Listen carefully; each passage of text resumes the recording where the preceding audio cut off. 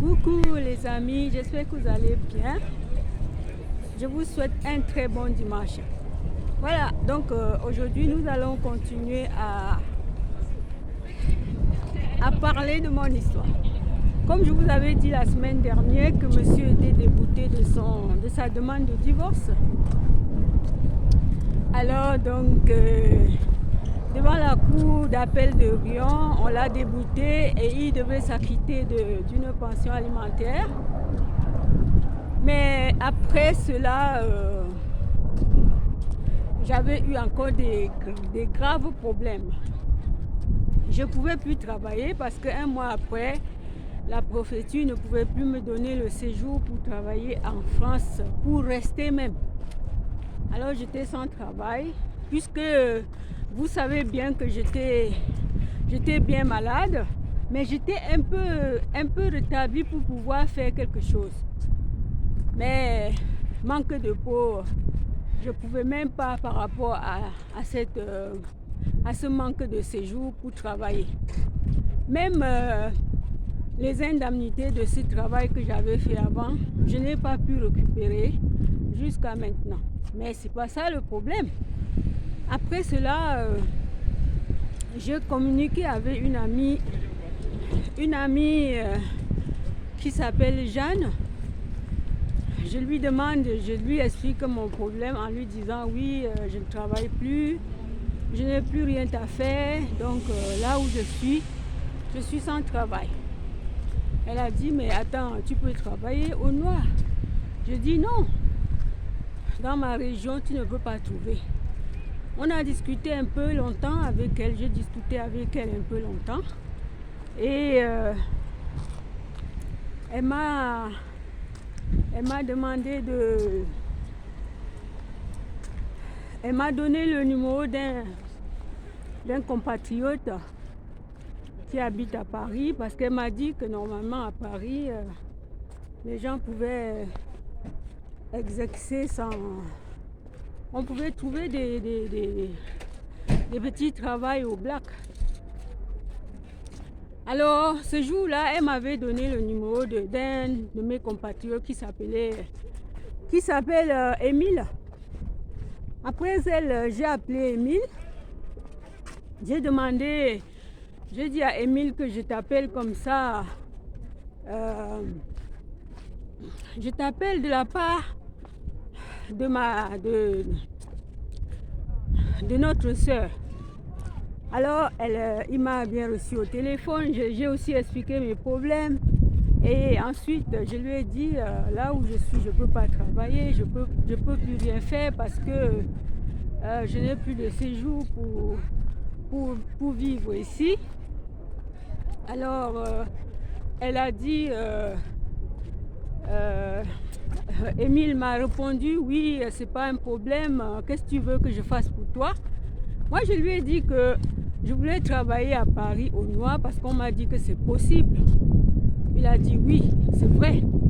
Et je dis, est-ce que c'est possible que tu m'accueilles chez toi? Il a dit, il n'y a pas de problème.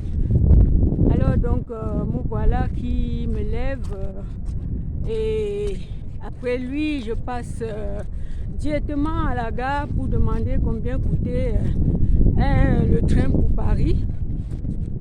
Et j'ai eu donc les informations. Une semaine après, je suis allée donc acheter le billet. Sans manquer de vous dire que la préfecture ne m'avait pas donné le séjour d'un mois qu'il me donnait avant.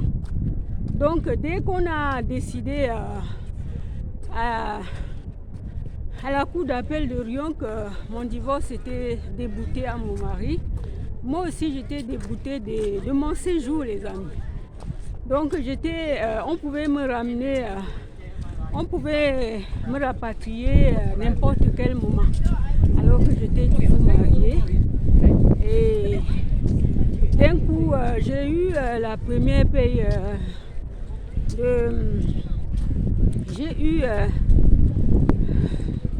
j'ai eu un peu de sous de ce monsieur qui a payé sa pension. Et c'est avec ça que j'ai donc payé le billet pour Paris. Bon, voilà qui m'envole sur Paris. C'était en mars 2006. Alors j'ai demandé à Émile de m'attendre à la gare. Donc je suis allée prendre mon train. À 9h30, je suis arrivée à 15h. En ce moment-là, il n'y avait pas de...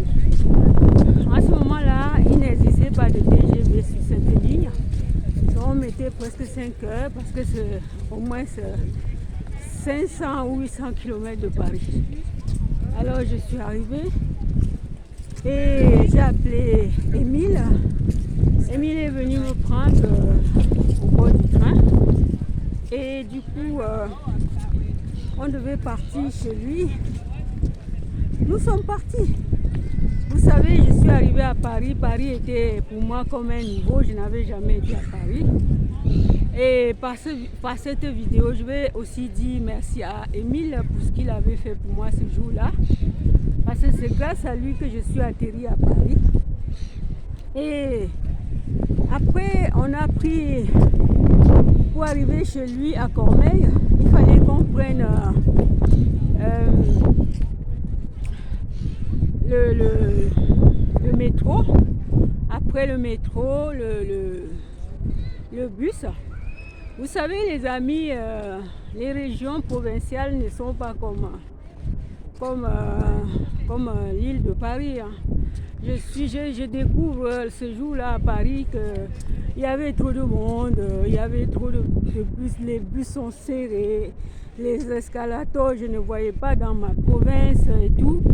Alors donc j'étais étrange, même sortir seule c'était pas facile pour moi, mais je suis arrivée chez Émile, c'était un mardi et j'ai fait 4 jours chez Émile. Dans la semaine il m'a appris que les personnes de la communauté, de notre communauté se réunissent tous les qu'est-ce que je veux dire, tous les derniers dimanches du mois.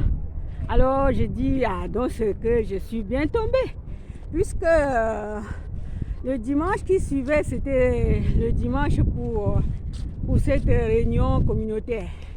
Alors les amis, je suis allée à cette réunion communautaire. Je découvre dans cette réunion, la réunion se tenait à 14h, on est quitté, il fallait 1 heure pour y arriver à Saint-Denis. Vous savez, la réunion se tenait à Saint-Denis. Et il fallait 1 heure, les amis. À Paris, c'était pas comme dans la région provinciale où j'étais. Et on est arrivé, peut-être 10 minutes ou 20 de retard.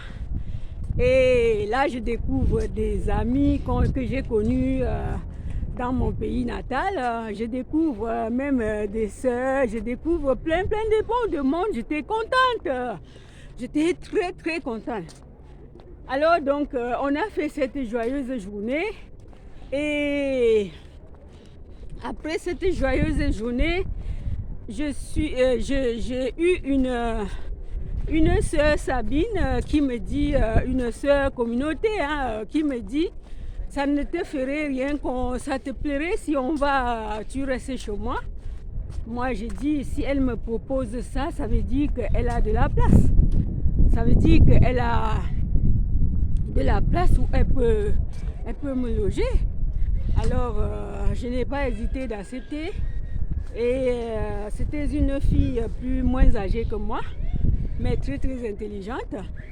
Je veux aussi passer aussi ce merci à cette sœur-là qui m'avait vraiment ouvert sa porte. Et après la réunion, elle habitait à Saint-Denis d'ailleurs. On est parti chez elle. Et c'était une dame c'était une mère d'enfants célibataires, 2 enfants qui parlent déjà et un bébé de 2 mois. Alors je suis rentrée chez elle et du coup, qu'est-ce que je vais dire? Je vais vous dire que je dormais avec sa fille, sa première fille, parce qu'elle avait 2 garçons et une fille. Donc je suis restée avec elle Au fait, je dormais avec sa fille et tous les jours, je sortais pour voir la ville, pour apprendre à marcher dans Paris, pour apprendre aussi à prendre les escalators. Mais sans vous mentir, c'était trop cher. Il fallait prendre les bus et si on prend les bus sans payer, alors si on m'attrapait, c'était le rapatriement, puisque je n'avais plus de séjour pour vivre en France.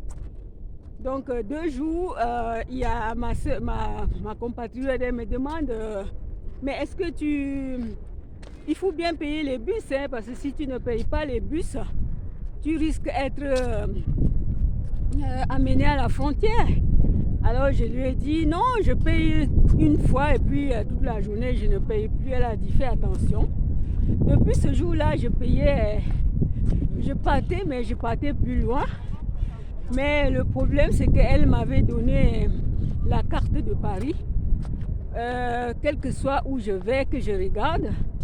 Alors j'étais tranquille, j'apprenais bien même à me repérer avec la carte.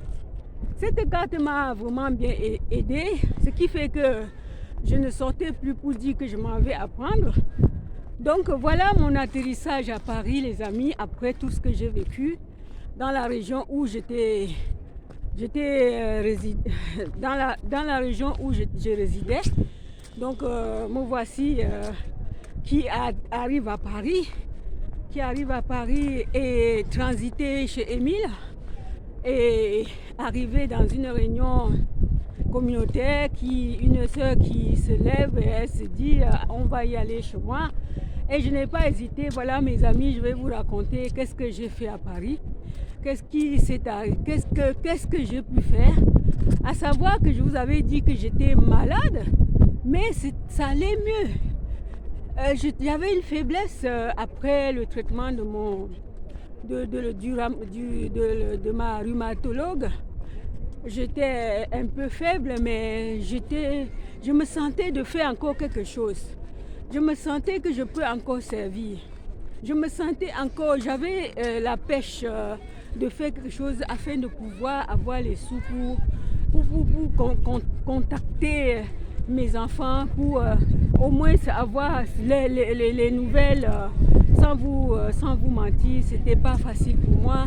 Et je vais vous en parler aussi de cette aventure à Paris qui n'était pas donnée, qui était vraiment l'apprentissage, parce que dans les provinces, tu ne peux pas dire que tu es à Paris. À Paris, c'est à Paris même. C'est Paris même. Ce n'est pas dans les provinces. Parce qu'en province, il n'y a pas trop de monde il n'y avait même pas le bus dans ma région à Issoire. Je n'avais pas de bus. Alors, je vais vous dire que c'est en 2006 que je découvre Paris. Que je découvre Paris par Émile. Et vraiment, je te dis merci et je vais aussi remercier tous ceux qui m'ont aidé dans mon chemin, dans mon parcours, dans le parcours de ma déboire, de mon échec. Alors, je vais dire que l'échec ce n'est pas une finalité. L'échec, c'est quelque chose qu'on peut surmonter, qu'on peut rencontrer des personnes qui peuvent t'aider à surmonter l'échec. Donc, avec cet échec, j'ai appris pas mal de choses. J'ai appris beaucoup. Avec cet échec, j'ai appris beaucoup. J'ai appris à aider, j'ai appris à écouter. Donc, il ne faut jamais se plaindre quand l'on vit l'échec. Ne te plains pas que tu puisses vivre l'échec. L'échec, c'est l'évolution d'ailleurs. L'échec, c'est l'évolution. L'échec t'apprend. Il faut juste chercher à te relever pour pouvoir avancer, pour pouvoir faire encore les choses plus mieux qu'avant. Alors, je crois que je vais vous raconter cette vie-là. Ça me fait plaisir, très très plaisir de raconter à ceux qui veulent me connaître. Alors, parce que j'aimerais bien raconter cette vie, puisque c'est une histoire. Alors, les amis, je vous aime. Je vous aime et je vous dis merci. Merci pour ceux qui vont s'abonner. Merci pour ceux qui sont là toujours pour me soutenir, pour que cette chaîne puisse vivre. Alors merci les amis, merci, je vous aime. Bye, bye.